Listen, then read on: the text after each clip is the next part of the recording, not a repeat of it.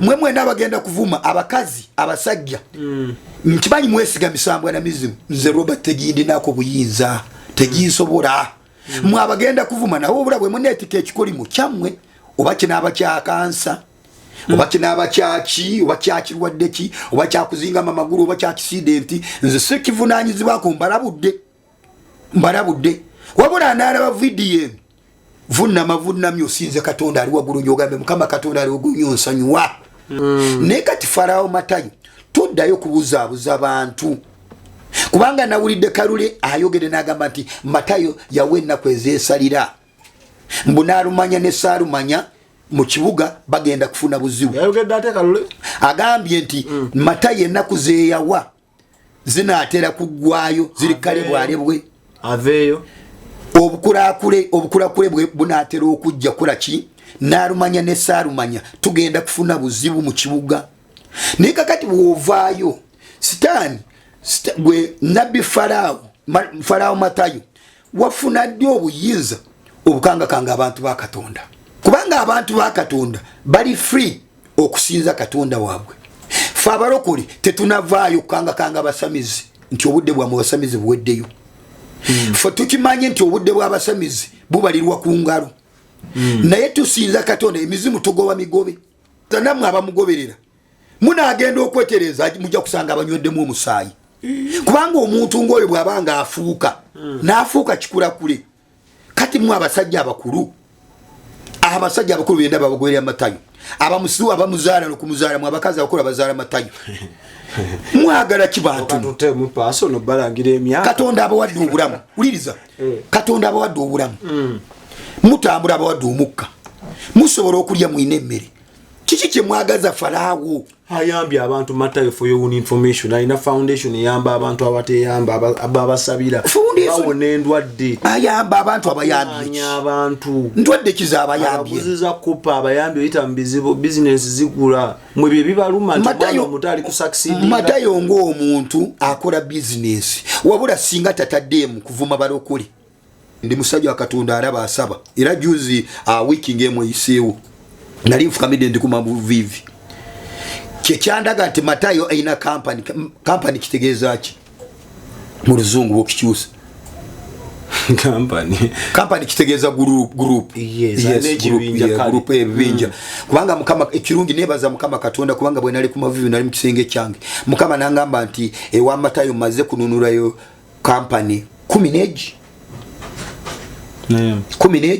mukama Katonda bwe yangamba ali wagulu nangamba nti owa Matayo amaze kununulayo company 11 elective netendo kikudire mukama Katonda omutukuvu ali wagulu ennyo haleluya kati waba yanunula lwaki mukyerega mu Uganda kati uliriza bwaba yanunula yakigamba ani mu Uganda yakigamba nze Robert nagamba tandikirawo ye yanunulayo company 11 nangamba Robert tandika nze mbadde si wakujja ono naye bwe ndalabye Kalule byayogera atisa nti Nalumanya ne Salumanya manyi kika kigenda bbaawo nga abalabula mwetereza kati kansoke mbuuze Matayo yali asigaza enaku ntono okuwasa kati tubuuza obwo obukulakule bwali bwebase bwali bugenze kulya bwali mukinaabira obuwuga gali matikira yashaka kumatikira ati kakati kumatikira tubuuza yalebwa ina kubanga bbiri banga tubuuza nze nja kugamba Museveni kubanga Museveni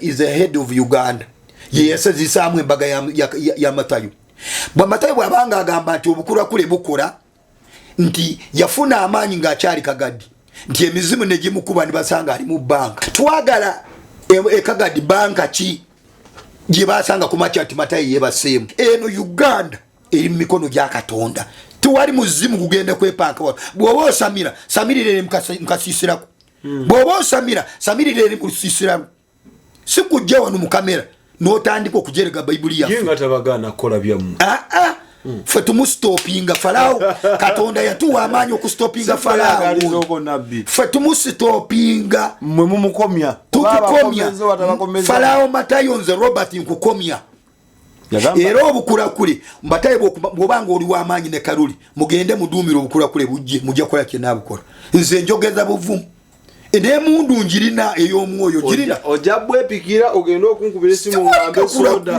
akakulekule kandikiye uliriza n'emundu ez'omwoyo tuzirina ojja kukubira nti Nabbi Robert ejja tuna shooting ati mwana akakulekule kandikiye olaba zino emundu ez'abajati zebasitula olaba zino emundu Amerika zerina fe tuzirina mu mwoyo tukubira mu mwoyo bano bakubira mu mubiri fe tuzirina mu mwoyo tukuba so wabusinga kakati njagala kubuza bwe yarumba Eddie Kworo lwenyini n'agamba nti ajja mukyusa timing ate family ye kwayita kena kumeka nga tali luzira tante bamutotete bamukwe kakati just intuku nenda si intuku kasito ovaayo n'olaga nti gwe obuuse ensalo sitaani katonda yamulekawo n'amuwa ekkomo waleoddeko obukulekule obukozesa abantu bukozesa banafu Export TV to the world.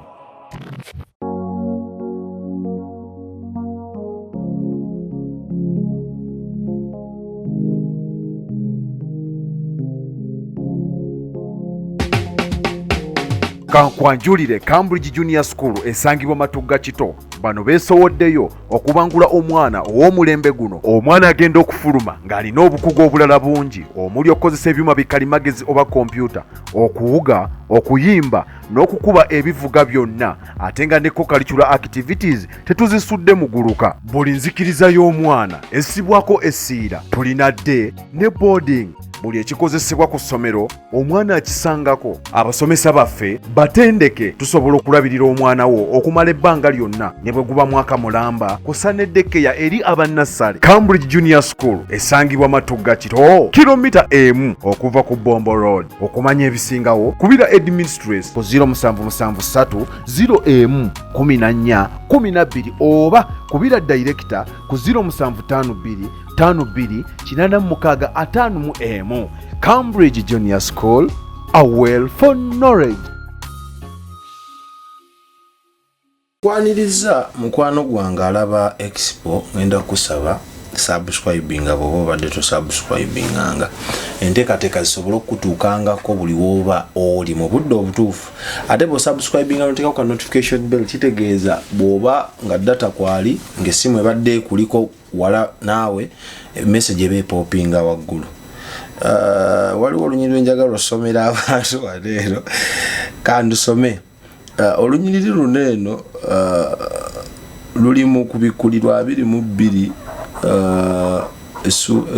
esula yesooka olunyiriri olusooka olugamba lutya ngamba kyekisooka vasi yesooka chapter 22 verse 2 basi lugamba nti wakati w'oluguudo lwakyo era eruuyi n'eruuyi ew'omugga omuti ogw'obulamu ogubala ebibala 12 oguleeta ekibala kyagwo buli mwezi n'amalagala g'omuti nga gakuwonya mawanga.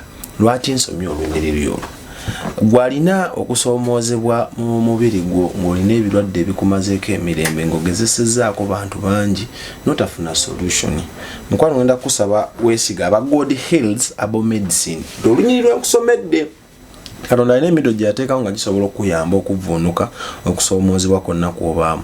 Bano olina prostate enlargement, ofubutukayo emmeeme, ojukayo twakana ku mmeeme kati eri gireke atuli kwene ya somewhere there downtown ng'eyeevaayo. Olina hernia, olina asthma, olina ulcer, sinusitis, olumizi bw'omugongo ne mu binywa wa mu joints, olina low sperm count, olina brain tumor, olina diabetes, olina fibroid era ebizimba mu ndoomo, olina allergy, embeera y'obudde kaseefuukuuka nga naawe okyuka n'embeera y'obudde, olina syphilis, olina PID. Dduka mbiro bakubire ku nooti 706 nooti 64923 ne WhatsApp kweri ate bakwanika deliver ne bakutuukako wonna woba osinzidde. Amusajja Katonda nsanze okulaba taata. Ankusanga sebo. Bigenda kitya? Bitambula bulungi. Yesu yeebazibwe. Amina sebo. Soko bambulizeko abalaba ku expo. Mbabuuzizaako mu linnya lya Mukama waffe Katonda omulamu ali waggulu ennyo. Ekitiibwa n'ettendo bimuddire kubanga buli bwembeera wano njagala nnyo kusinza oyo ali waggulu ennyo nga bwe yaŋŋamba bwe mbanga muyita. Mbalamusiza mu linnya lya Mukama waffe Yesu. Etaata. Muli mutya mwenna muli bulungi abalwadde temutya obulwadde bwammwe yabuwonya tusanyuse nnyo okubasanga omulundi omulala tubadde tubuzeemu naye mukama katonda omutukuvu akuuma atakuumira mpeera ankomezaawo tuwaye nina amawulire gembaleetedde kalira toseetuka gana amawulire before nga tunaba naggabawa soko bawe namba y'essimu in case bamikwano gyange abali updated n'ebivumo ebiri ku mulembe bisobola okuba nga bifuna direction entuufu ebituukira enamba yange y'essimu eri nze nga bulijjo tusingwire Mirembe Robert enamba y'essimu eri 07 56 55 09 66 MTN eri 0782 55 09 66 omwami ono agubye bumale era nangenda kusaba subscribing ngenda kusooka nga Munnayuganda any responsible citizen osoko oyogere ekigambo free nabbi wa Katonda Matayo okuva mu bunya njagala okyogere free nabbi Matayo free nabbi nga Munnayuganda munno free me I'm freeing Nabi Matayo from Mubunya. No ogambe bonna abamulina that free Nabbi wa Katonda nze nga Nabbi wa Katonda gwe yasindika mu ggwanga muno Uganda Nabbi Matayo nkulagira ta abantu ba Katonda bonna bewakwata Matayo ye mukwate ni Matayo ye kenyini ye yabakwata kubanga ye yali muoli ye yabakwata Mukama Katonda Matayo ye yabakwata ye kenyini gwe njagala abate ate abantu ba Katonda abate bagende basinze Katonda kubanga Matayo kakati ye Farao Katonda bwe yatuma Musa yamugamba genda ogambe Musa genda ogambe Farao ate abantu bange bajje bampeereze kati nze nga Nabbi wa Katonda ngamba Matayo ye Farao era kati ndiye Matayo teriri Farao nze muyita Farao naye agenda bataatya nga naye ali mu nkomyo lwaki muddu Farao ta abantu ba Katonda bagende bamuweereze Farao Matayo kati nze mwongera Farao Matayo ta abantu ba Katonda bagende bamuweereze bwatyo bwayogera Katonda ali waggulu ennyo nti Farao Matayo ta abantu ba Katonda bagende bamuweereze Nabbi Robert for your own information omusajja musibe yes wadi musibe mu mubiri yes kati nga mu Uganda Munnayuganda munno tosobola kwegatta ku nkuyanja abamwagala n'okabirya ku ddembe lye afune eddembe Matayo sisobola Katonda bw'abantumye sijja ng'ate nga Katonda yamutaddeko empingu zamutaddeko zikyamwagaza ate abantu be bagende bamuwezi bw'anaamala okubatta naye amuggyeko empingu abataatya nga Matayo agezaako okuzuukusa abantu mmwe be mwakyamya nga mubasigamu ensigo z'abazungu nga ye abazza ku kibali ekituufu takyamya be basigamu ensigo z'abazungu be baani nti mmwe mukulembeza nnyo enzikiriza z'abano bakyerupa abaava ebusukka amayanja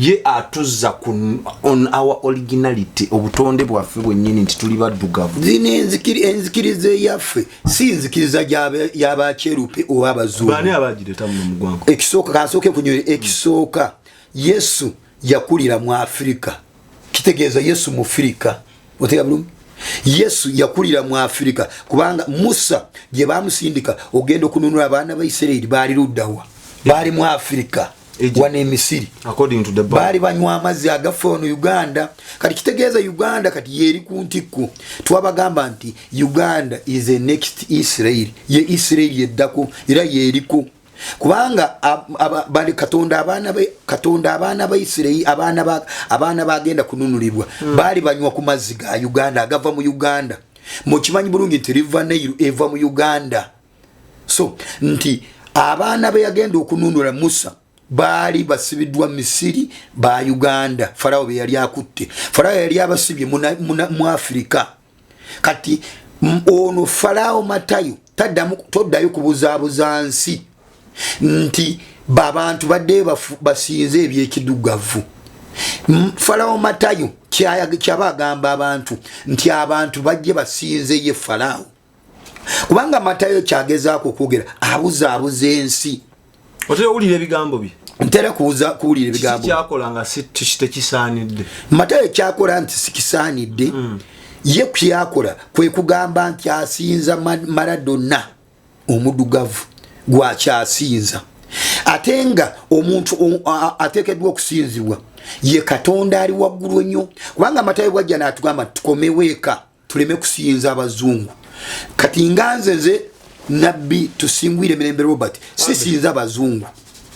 Kubanga nze ne bwe mba nsaba Yesu wajja gyendi tajjanga nti muzungu oba mu China oba mu Yindi.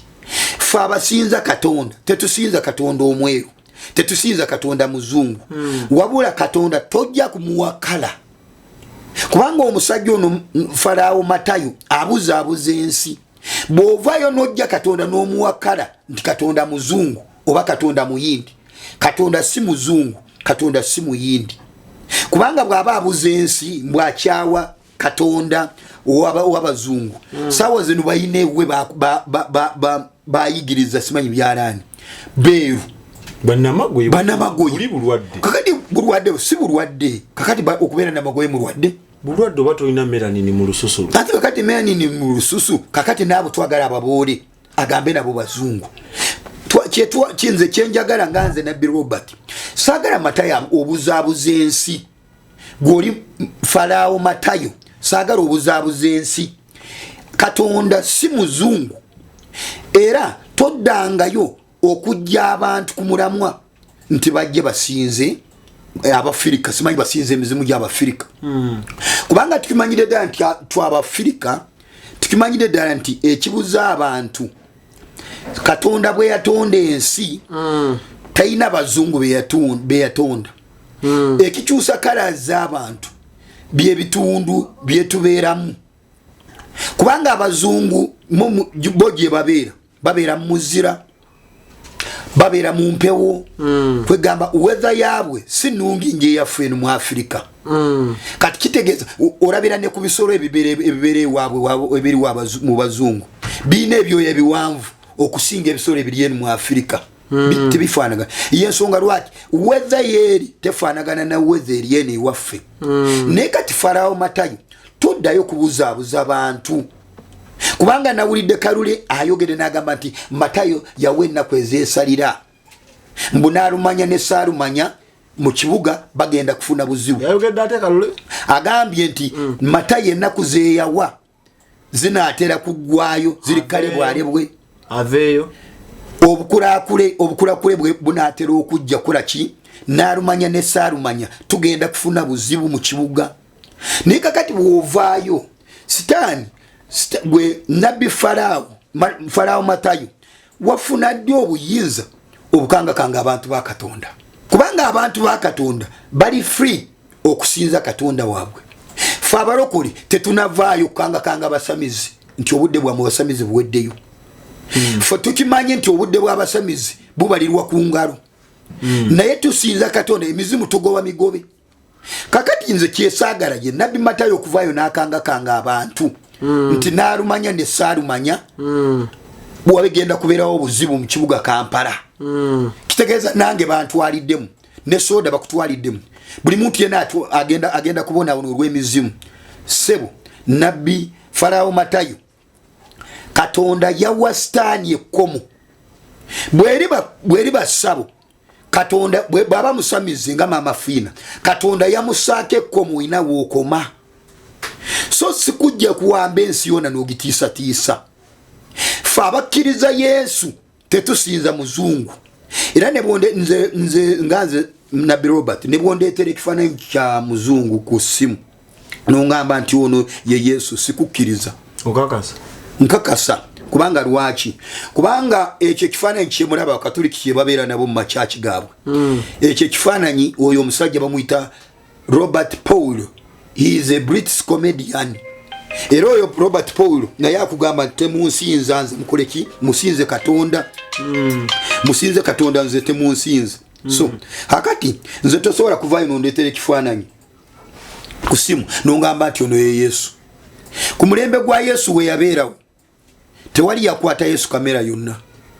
okujja kwoli bw'anaavaayo n'aŋŋamba nti abadde asaba Yesu n'amulabikira naye era naye tajja mukuba kifaananyi okujjako bw'aba amusabye olukusa ajja mukuba kifaananyi naye okikuba otya ng'obadde osaba naye okikuba otya ng'obadde osaba kakati ffe Katonda mwagala kugamba nti Katonda muzungu oba Katonda muddugavu onaliko amanyi ag'enjawulo agamulaga ebintu ebyo era ebyo byayogera tabyogera ku bubwe nga ye Matayo aliko omwoyo w'enjawulo Matayo amaanyi agamulika ag'enjawulo era bachwezi njagala gamba nti abachwezi beekagaddi kubanga Matayo bwe abachwezi b'ekika bwe bajja ne bamwambala abachwezi bwe yamala okwambala abachwezi kati najjayo abachwezi n'akwata n'abasiraamu n'abaleeta kubanga Kalule ye voice we yamuddirira by'emyoyo ate weewunya ekibuuzo kakati abasiraamu batugamba nti Kalule bw'asinza Allah kati neneewuunya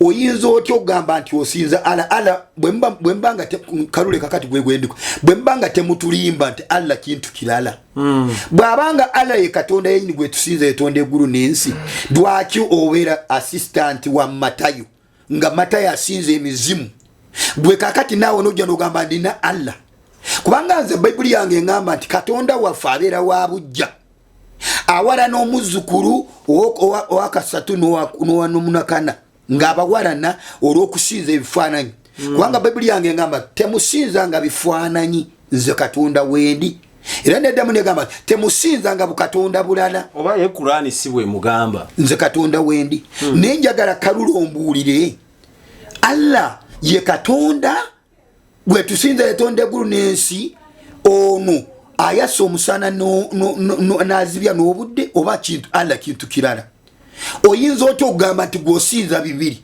wano osinza emizimu ate n'oddamu n'osinza Allah temuwabya bantu ba Katonda Kalule vaayo oyogererwe lwatu ogambe nze ndi musamize nsinza mizimu naye lekeraawo okuswaza abasiraamu wabula nga abasiraamu bonna nga bakkiriza oba tomugenze nnyo ati sigenze nnyo nze sirina kyetya nvaayo okwogera amazima wabula nga tobuzaabuza nsi ovaayo ogambe nti nze Kalule ndi musamize naye lema kubuzaabuza ensi nti ate kati nze ndi wa Allah kati ate ndi ne Matayo nsinza mizimu olaba Kalule ne Matayo bagenda mu Misiri okuzukusa omuzimu gwa Falaawo bazukusa omuzimu bagenda e Misiri okuzukusa omuzimu gwa Falaawo bagenda trip bagulina kubanga bwe babagenze ne bajjayo ebya Falaawo bane bajjayo obuwanga bwa Falaawo kiba kitegeeza omuzimu gwa Falaawo bagenda guzukusa kitegeeza nti baagala abantu ba Katonda okubaza mu buddu gwe gukola ebyamagero byempulira omuzimu gwe bagenda ne bajja mu Isirayiri gwe gukola ebyamagero Falaawo Matayo gwalina otegeera bulungi kubanga Falaawo Katonda bw'atuma Musa ng'alabye abantu ba Katonda bakaaba amaziga babonaabona kakati bwe muba mu bwe muvaayo Southern ne mutugamba nti Falaawo yali muntu mulungi lwaki Katonda yatuma Musa ate mutekemu okuboora mugambe nti bazungu kubanga Katonda bwe yatuma Musa yamutuma e Misiri kitegeeza be yagenda okununula baali ba Afrika bibali babonaabona baali ba Afrika anti bo bagamba muyo musoma by'abazungu stories zeziriyo ati kakati bwe tuba tusoma by'abazungu tuwagala Matayo yaleeta ekitabo ki byasoma ye jabiji yebyo obubaka bukka aliko ekisenge kakati obubaka bwe banga bwakka tebayina history kubanga ffe Bayibuli yaffe gye tuyina history ebyabeera byaliwo bye baakola Yesu nga bwe yazuukiza abantu tuwagala Matayo naye aleete history bajjajjabye bye baakola oba bajjajjabo abeekagaddi bye byakola nga Matayo tabeerangawo nga tanabeerawo kyogamba gundi ono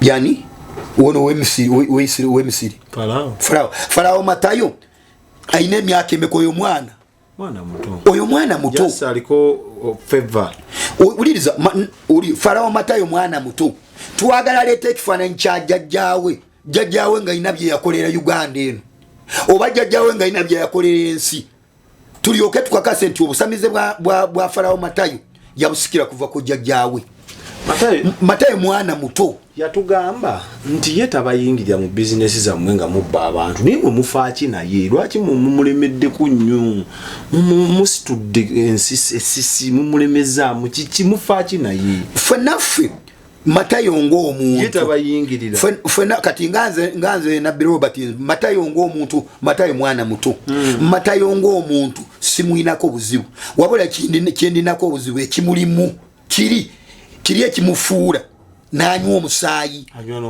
yes kiri ekimufuula ng'agenda okuddamu okutegeera ng'asanga ali mu kitaba ky'omusaayi kakati kitegeeza nammwe abamugoberera munaagenda okwetereza mujja kusanga abanyweddemu omusaayi kubanga omuntu ng'oyo bw'abanga afuuka n'afuuka kikurakule kati mwe abasajja abakulu benda babagoberera Matayo abamusiru abamuzaala n'okumuzaala mu abakazi abakulu abazaala Matayo mwagala kibantu Katonda abawadde obulamu uliriza Katonda abawadde obulamu mutambula abawadde omukka musobola okulya mwine emmere kiki kye mwagaza Falaawo ayambye abantu Matayo for your information alina foundation eyamba abantu abateyamba ababasabira bawona endwadde ayamba abantu abayambye abantu ndwadde kiza abayambye abuziza kupa abayambye oyita mu bizibu business zigula mwe bye bibaluma nti omutali ku succeed Matayo ng'omuntu akola business wabula singa tataddemu kuvuma balokole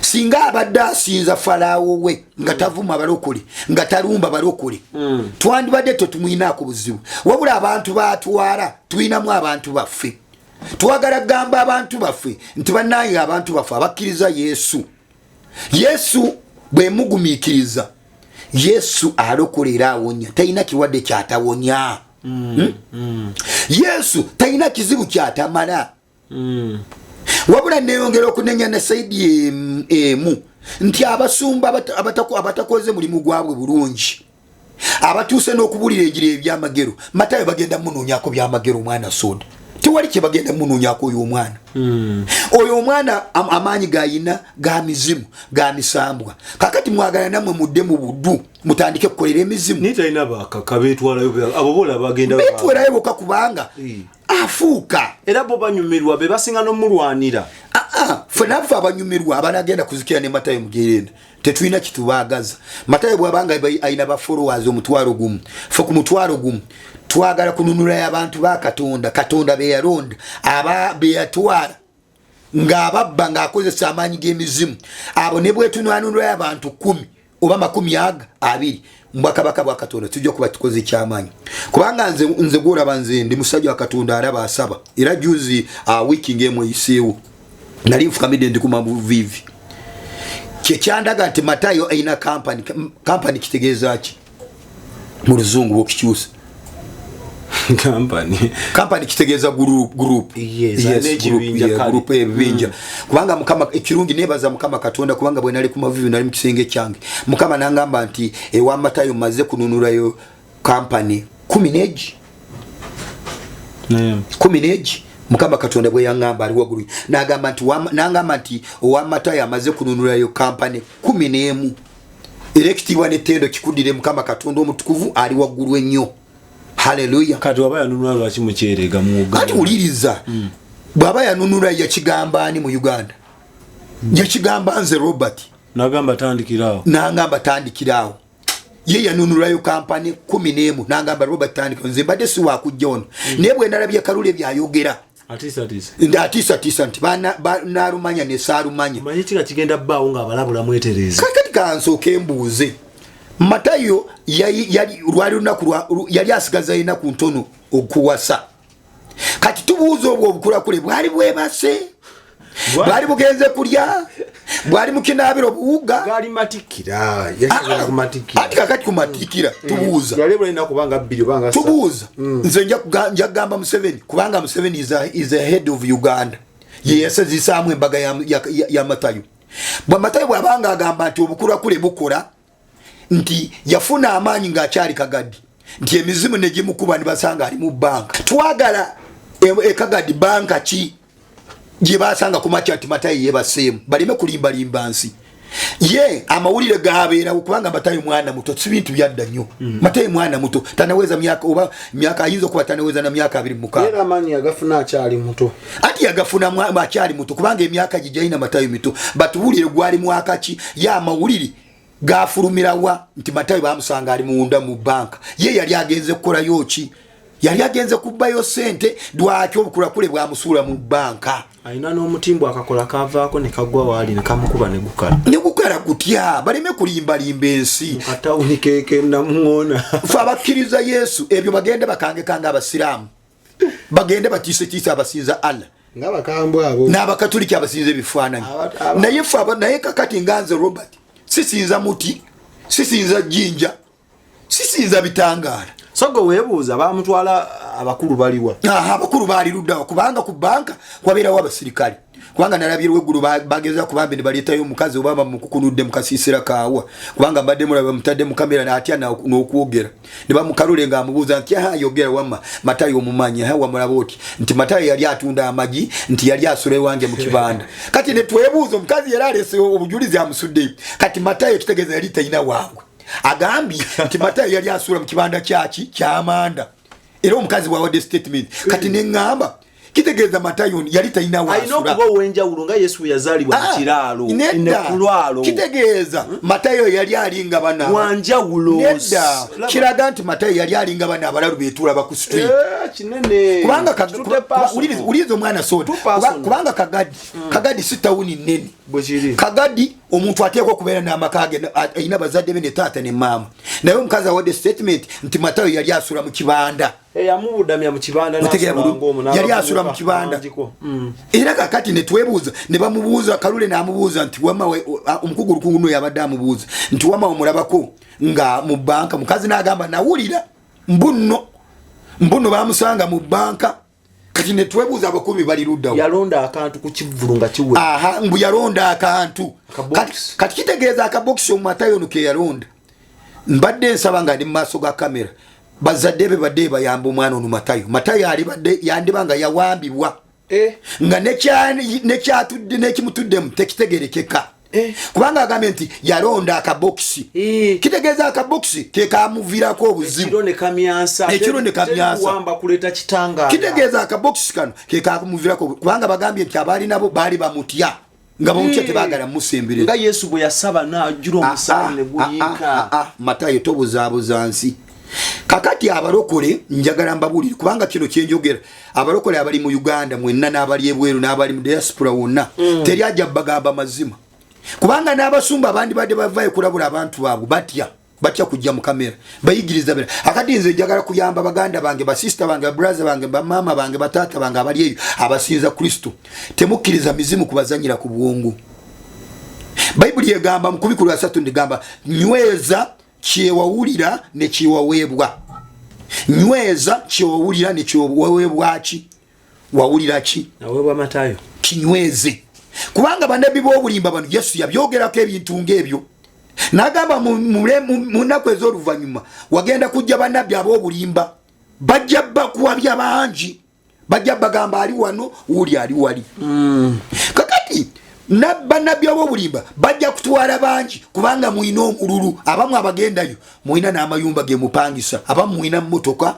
abamu mugendako n'ebweru kakati newebuuza nti omuntu ayagala ki ffe Mukama waffe Yesu yatugamba nti musabenga emmere eya leero n'agamba leka ekibi kimu olunaku lumu n'ekibi kyalo kirumalenga kakati bannange waliwo n'omukyalo omulala mukwano gwange yabadde alina gurupu ng'agenda okusaba bwe yagenza okusaba kuyita Yesu Matayo yazze n'abayimirira wakati era yabalemeseza okusaba kakati Matayo temumufuula nga kyakusaaga Matayo ye Farao yennyini eyazuukidde okuva e Misiri kakati tulina okumulwanyisa abalokole mwambala amaanyi ga Katonda musabe Matayo talina buyinza talina buzibu agenda kutuusa ku Uganda talina buzibu agenda kutuusa gavumenti egyo emizimu Yesu yagituwaako buyinza tukuba mikube tuokya myokye kubanga Yesu yatugamba Matayo ng'erinnya lye njagamba eri oyo Farao Matayo yatugamba mu Matayo 10 n'agamba nti mbawadde amaanyi n'obuyinza mugende mbasindika mu misege Yesu bwe yatugamba nti mbasindika mu misege nga akaliga ng'obuliga mugende mugobe emizimu muzuukiza abafu mutambuze abalema bakigala mubasabire bawulire abafu b'amaaso balabe emisege gyegirwa gyegino gimatayo yes gyetusindikamu nokimebe omwana oyo kogambye nti akyali muto musobola okwogera naye bulungi oba oliawo nimumutereeza omuntu oyo ekimulimu kimusinga mukomerere oyo omwana ekimutuddemu kimusinga obukulu kubanga wagendera najjayo emizimu gy'abafalaawo agikomyewo kubanga falaawo mwena mumanyi history kwegamba falaawo bwabanga ye falaawo Matayo ye falaawo nabona abamugoberede bebasamiza ebe mukimanyi bulungi ekyabeera e Misiri Katonda bwasindika Musa nagamba genda onunula abantu bange era abasamize bebasooka okutangira Musa ne bagamba Musa ozengani nabaga Katonda antumi ne babuuza Musa nti oyinawo ki Musa n'asuula omugo Katonda gwe yali amuwadde wansi ne gufuuka omusota n'abasamize nabo okulaga nti bamaanyi beekana Katonda nabo ne basuula emigo gyabwe wansi n'emigo ne gifuuka emisota Katonda okulaga nti wamaanyi omuggo gwa Musa gwayesama nigumira emigo gy'abafalaawo giri akati Matayo bw'oba ozanyira ku balokole tugenda kumira ozera bulungi Bayibuli egenda kumira kakati kubanga emigo gwe tuyinawo Bayibuli gyogerega kusimanyi gwe weewandiisa simanyi ebiwandiiko ebyabasookawo bajayanti abasookawo Katonda yeetonda ensi eno ye w'amaanyi okusinga Matayo n'atuuka n'okwogera nti simanyi Museveni bw'aba alemeddeko ntimanyi akuba abantu bajjaati nti ajja kuwanula ennyonyi mu bbanga zikube wansi. Who are you? Museveni yaddamu tukutwalayo abajjaati. Who are you? Teyaddamu bazi. Museveni ayinza kuba talina amaanyi agasobola okukwata matu naye ffe tulina amaanyi. Mwaba amukwata. Ffe twaba amukwata. Mwaba amukwata. Ffe tuli mu spiritual ffe tulagira eri. Katonda bw'aba anakukwata kusaaka empingu. Katonda si yajja kuva mugulu akukwata. Wabula mu spiritually tukusiba. Bwe tumala kusiba spiritually kati physically nitukusaaka empingu. Bano basanga kiwedde abapolisi. Basanga kiwedde kubanga amakomera gonna agali mu Uganda gani gaffe. Hallelujah. Kubanga nabagamba ko lumunali nzu kusenza okusaba nze Robert sawa mwenda. Nalaba amakomera ga Uganda gonna nga magule nga abasirikale tebakuuma Katonda yakuuma. Lwezera abasirikale tebakuuma Katonda yakuuma. Ebitebe by'amaanyi ezi parliament nga tuwali basirikale bakuma Katonda yakuuma. Eno Uganda eri mu mikono gya Katonda. Tuwali muzimu kugenda kwepanka wano. Bw'oba osamira samirire mukasisirako. Bw'oba osamira samirire musisirako. Sikujja wano mu kamera n'otandika okujerega Bayibuli yaffe. Yenga tabagana kola byamu. Ffe tumusitopinga Falaawo. Katonda yatuwa amaanyi okustopinga Falaawo. Ffe tumusitopinga. Mmwe mumukomya. Tukukomya.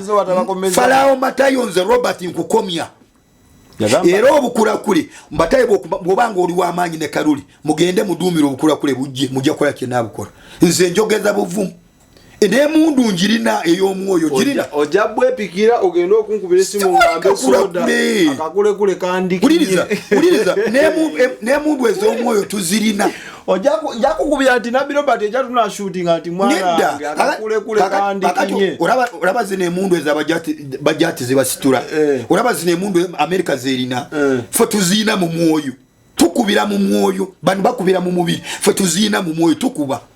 So wabusinga kakati njagala kubuza bwe yarumba Eddie Kworo lwenyini n'agamba nti ajja mukyusa timing ate family ye kwayita kena kumeka nga tali luzira tante bamutotete bamukwe kakati just intuku nenda si intuku kasito ovaayo n'olaga nti gwe obuuse ensalo sitaani Katonda yamulekawo n'amuwa ekkomo waliwo deko obukulekule obukozesa abantu bukozesa banafu akati njaga kubuli omwana soda okubikulirwa 712 sitaani bwe bamugoba mu ggulu ng'aleesa olugezigezi baitawo kasooka ensomero n'abalokole namba 6 kyetegeeza kubanga bano bafeeriya mwe bayimiridde 6 Bibuli egamba nti gwe muwendo gw'omuntu 6 etegeeza bwetyo abaali baagala kusinza Katonda bagezaako gurupu eyali evuddeyo ono Lucifer nagezaako kusinza Katonda kubanga Katonda ali ku namba 7 yagezaako kusinza Katonda mu namba kutu atuukeyo namba 7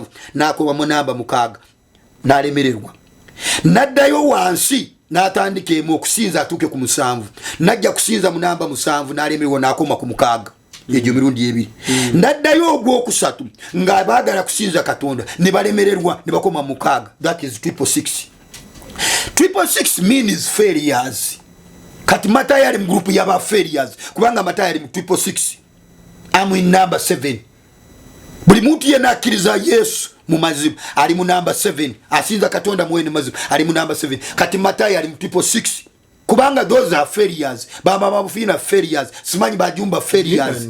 Yes. Boyita ba failure byo balumya. Bali mu 666. Tebaturumya mitwe.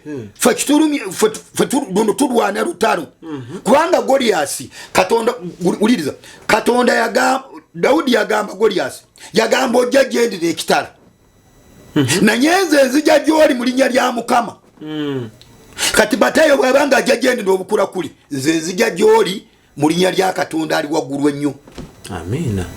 Kubanga ffe tulwanira mu lutalo lwa Bibuli egamba nti olutalo lwaffe si lwa musaayi na mubiri. Kakati bweguba mwoyo Kalule Sulemani ne Matayo bwe baba basazeewo okutiisatiisa Uganda tebajja kutiisatiisa Uganda kubanga Uganda obukulembeze bwayo bugenda kuddaka bana baliko emyaka gy'omu maaso si bwa kulonda bulonzi bwa kabaka. Uganda ina prophecy ya bwakabaka. Uganda katonda yagisiima ne katwagala tujjemu emizimu egye emizimu ejya Farao Matayo batutiisiza batiisamu abamujjonkera batutiisi bagambye bagambye naalumanya ne saalumanya bwe bagamba naalumanya ne saalumanya bagambye omwana wo taata wo kojaawo nga nange mwene naawo mwoli dayo olabe video ya Kalule bagambye naalumanya ne saalumanya nedda bagambye naalumanya ne saalumanya. Please Kalule ne Matayo mwe muli feria muli mu 666 fa tuli mu number 7 tuli mu katu tusinza katonda omutuufu oyo yassa omwezi n'enjuba. So please tuli mu katonda ani agenda kuvaayo wa muzimu wa musambwa nze mumpuliye munda b'emirembe Robert sikozesa mayinja sikozesa oil onu gwe bafumbisa emmere sikozesa kuba oil gwe bafumbisa emmere otegeeza ki oil onu gwe bagula mu supermarket oyo gwe bafumbisa simukozesa simukozesa omufumbya nze n'okwesiiga seesiiga bizigo nze ndi plain nina mwoyo mutukuvu nina Yesu. Haleluya. Kubanga ojukira oli mwana soda bwe nakugamba nti ono bwe basindikira omukazi avudde Magombe bwe yasindikira ekisolo gwe kyanumba n'ekitema omutwe ne kiyingira mu kinnya niweyikayo omusaayi omukazi n'avaayo n'agamba otyo Robert otuwadde omusaayi enkya tugenda kukoma okutwala ne mugamba nyabo nze tonzanyirako nze esinza katonda ali waggulu ennyo bwe oli ekyo neyeekanga n'amubuuza Robert gwe tukozesa miti ne mugamba nti ensinza katonda ali waggulu nnyo bwe yakimanya nti sikozesa miti yatyamu era olunaku olwokubiri yakomawo mu kisenge kyange ansuulira akaana omulambo gw'akaana ne mugamba ne bw'ononsuulira omulambo gw'akaana ebyo nja kubyokya era nembyokya. Kati sitaani oba oli Magombe oba oli mu bbanga. Kati Matayo tasinga Lusufa. Nze Lusufa bw'abanga amanyi nti nsobola okumwokya tasobola kumpangula. Kati Matayo bw'abanga alinga wa million ku Lusufa wa namba million ku Lusufa kati ani anankanga. Kati kale nga tujjeko mukomerera kikyo yinzo advice gyoyinzo wa Matayo ne banne abamu nze advice gyengenda advice gyempa Matayo ne Kalule please mwemba mwasalawo okusamira kubanga Bayibuli egamba nti omwana w'okubula kubanga ne Yesu kenyini bwe bamuwa abayigirizwa bali 12 era Yesu yenyini yali katonda yenyini omu yamala nabula kubanga okubula toyi unobona otambula n'omwana asala okusalawo nakuvaako nabula. Bwe Matayo ne Kalule amagezi genjagala kubawa bwe mba bakubula bakusinza mizimu gyo mugende mu kisenge kya mumusinze emizimu gyammwe kubanga emizimu temujja gireeta mu lwatu era emizimu mugisinziza eri mu busiisira bwammwe era emizimu okuva edda tukimanyi nti bagisinziza mu busiisira kubanga emizimu gitya n'okulaba ku njuba bagisinza kiro abasinga. Haleluya. Kubanga nabo bimugamba muyamba betaaga kuyambibwa katonda bambi tebamanyi bana abaana ba katonda bana magoyi tebamanyi kyakukola betaaga okuyambibwa. Mwe bana magoyi mbawa amagezi musinze katonda yatonda eggulu n'ensi abo abantu bemwese tebaliiko mulamwa baaka abanga mukama waabwe agenze abadde mwaka abanga mukama waabwe agenze naye mwina katonda yatonda eggulu n'ensi gwe Kalule Suleiman ne Matayo musaleewo ani gwe musinza gwe Kalule salawo ani gwe osinza bw'ogamba nti osinza Allah n'ogenda n'omuzigiti kitegeeza otubuzaabuza Allah si Katonda kati okwataganya oti okusinza Lusufa ne Allah obikwataganya otya kiba kitegeeza Allah kintu kirala sibe bamu please Kalule njagala olokoke nga nyimiridde mu maaso ga kamera kubanga kyoyina kikuyinza obunene tokisobola tosobola kutereeza mizimu na misambwa kubanga ne bajjajja abo abaasookawo gyabalema okutereeza egyo emisambwa okuva lwe gyagemera Katonda girinze ku lunaku olw'enkomerero genda okwokyebwa muliro please Kalule Suleiman ne Matayo temulinda olunaku lwagenda kwokyebwa muliro mukkirize Yesu si muzungu nga bwe mugamba mulidde musiize Katonda yetonda eggulu n'ensi muve mu by'okusinza emizimu ate muve by'okutiisatiisa ate abagoberezi baabwe bo abagoberezi njagala bagamba nkimanyi mugenda kuvuma nkimanyi mugenda kuvuma lwaki mugenda kuvuma kubanga mulimu obukulakule bwa Matayo mujjudde emizimu naye nze Robert njimiridde mu maaso ga kamera simanyi muyina mamotoka oba muyina zi companies njagala kabatema Katonda company zammwe mu abagoberezi Matayo wadde mulaba zikyayimiridde Katonda azikubye wansi muwulidde kampani zammwe 11 Katonda ali waggulu nnyo amaze kuzirinnyako ate Katonda wa buyinza muteekeddwa okusinza Katonda ali waggulu ennyo gyeyina obugagga bwammwe yawaniridde obulamu bwammwe so si kusinza bukolakole bwa Matayo oba ne Falawo gwageze n'azukiza okuva mu eri Misiri please mwena abagoberezi kimanyi mugenda kuvuma kati kambabuulira amazima nze sizze wano kwogera bigambo bino nti ngende nfuna omuceere gw'okulya oba ngende nfuna akatunda kakunywa oba ngende ngula empale wano ekindeese wano Katonda yantumye mugenda kuvuma naye buli lulimi lwona olunaavuma nze siri na musebamanyi siriiyo naye ebinaddirira nze siri mulogo naye ndi nabbi wa Katonda sitiisa nze ndabulabulabuzi kubanga bwe nkulabanga ogenda kuyingira mu kasiko nga oliyo empologoma nkugamba togendayo mwe n'abagenda kuvuma abakazi abasajja nkimanyi mwesiga misambwa na mizimu nze Robert tegindinako buyinza teginsobola mwe abagenda kuvuma nawe obula bwe muneetika ekikolimu kyammwe oba kinaaba kya kansa oba kinaaba kyaki oba kyakirwadde ki oba kyakuzingamu amagulu oba kyakisidenti nze sikivunaanyizibwako mbalabudde wabula anaalaba vidiyo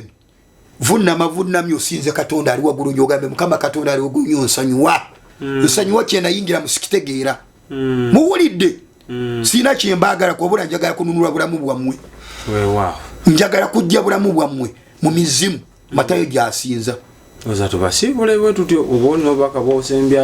obubaka bwensembyayo bwenjagala bbawa nti okufuna ebirungi oba okufuna obulamu obutaggwaawo oba obulamu obulungi abantu obuzibu bwe bayina butagumiikiriza kubanga okugumiikiriza singa kyali bwe kityo abantu tebandibadde balima bandyagadde nti oli asimba omumonde agusimbe leero enkyakungule kati abantu bonna ekibasinzisa sitaani endowooza yaabwe yali mala bwe butagumiikiriza mugumiikirize muyina n'olugero lwe mugamba oba ngombo mugamba nti Katonda tagabirawo muyina n'ekirala mugamba nti lubaala embeera n'embeera okwotadde abaaye Katonda waffe tebamwongerako muwulidde Katonda tojja genda osinze lubaale nti kubanga muyitidde okusinza Katonda nedda njagala bagamba bantu bange bannayuganda bannange musinze Katonda mugumiikirize Katonda agenda bawa Katonda agenda bawonya Katonda agenda bakola bulungi sitaani tayina wabatwala wabula sitaani abatwala mugenda Mukama Katonda abawo omukisa nsigadde ndi nabbi tusingwire Mirembe Robert Mukama Katonda abawo omukisa enamba yange y'essimu gwayagala kuvuma gikwate bulungi nayagala kuloga gikwate bulungi enamba yange y'essimu tekubulaako wadde namba ni eri 07 07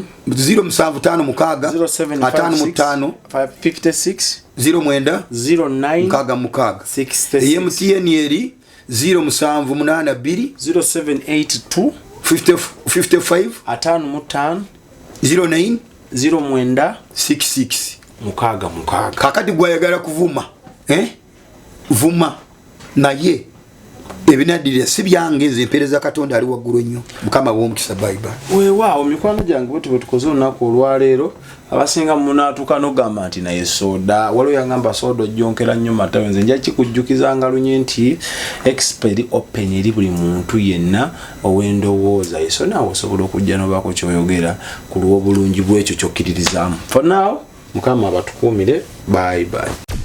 Export TV to the world.